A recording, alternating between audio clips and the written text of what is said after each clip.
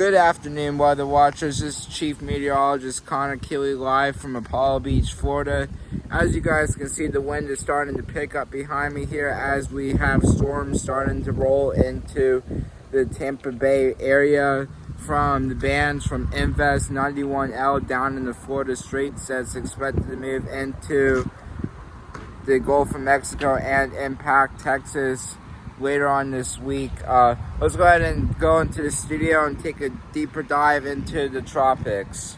Guys, now that we're in the studio, we're going to be taking a deeper dive into the tropics now. But the first thing that we're going to do is take a look at Tropical Storm Hillary first, which has now made landfall in Baja California earlier today, and is expected to continue to keep its strength as a tropical storm and move into Nevada and then weaken into a subtropical depression. And now areas like San Diego are starting to get into that tropical storm force wind field as conditions will continue to deteriorate as the afternoon and evening goes on. So let's take a look at the track. So as you guys can see, the center of circulation is still in Mexico. It has not entered the United States yet, but as you guys can see with that big orange circle, that the wind field has expanded into the United States now, including Arizona and Southern California.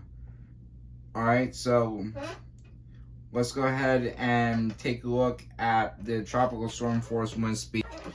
Okay, so now we have the wind percentage up for Hurricane Hillary, and as you guys can see, a good chunk of Southern California is now in that 90 to 100% outlook for tropical storm force wind field probabilities. So as you guys can see, all of San Diego and eastward to the Arizona border, and even part of Arizona is in that wind field percentage. So yeah, we definitely have to keep an eye on that as Hurricane Hillary continues its track north. Now let's go ahead and take a look at Hurricane Hillary's rainfall. So as you guys can see, San Diego is expecting another 1 to 2 inches.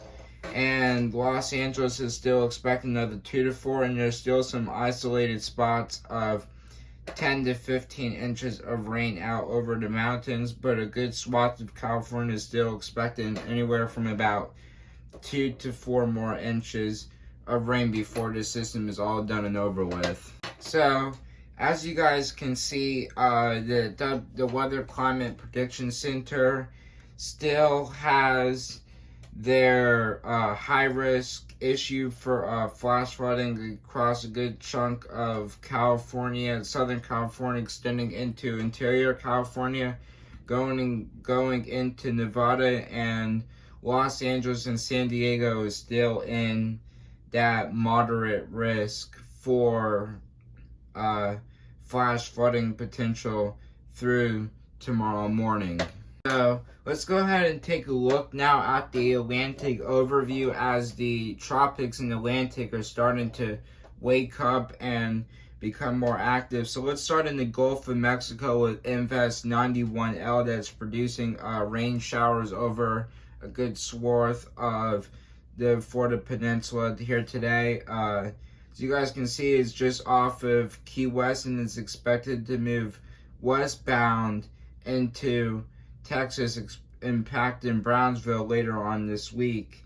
And if we head back east into the Caribbean, we now have Tropical Storm Franklin just south of Puerto Rico, expected to make landfall in either Haiti or Dominican Republic early this week. And we have Tropical Depression 6, which is supposed to die out tomorrow. And then we also have Tropical Storm Emily, which also developed today, which is also expected to go out to sea, expected no landfalls in the United States or impacts the United States.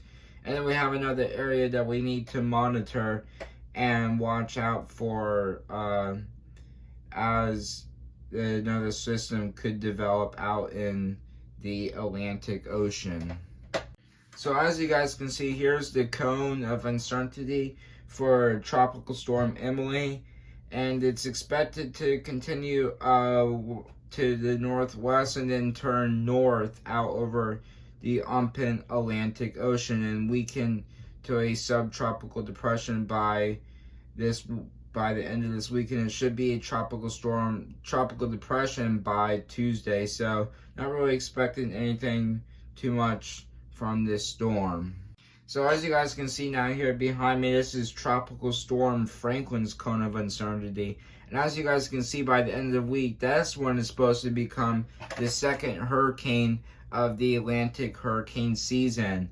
So as you guys can see, is well south of Puerto Rico right now, and is expected to make landfall in the Dominican Republic or Haiti on Tuesday afternoon around 2 p.m. As you guys can see, there are tropical storm watches issued for the southern Haiti and Dominican coastline. So let's go ahead and take a look now at the wind percentage.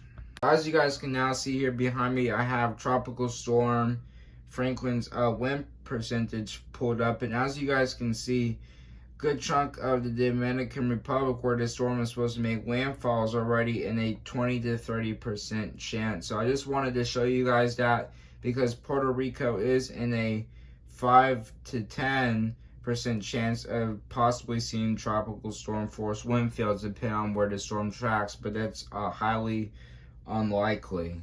So here you guys can see now I have the rainfall total pulled up from the Weather Climate Prediction Center.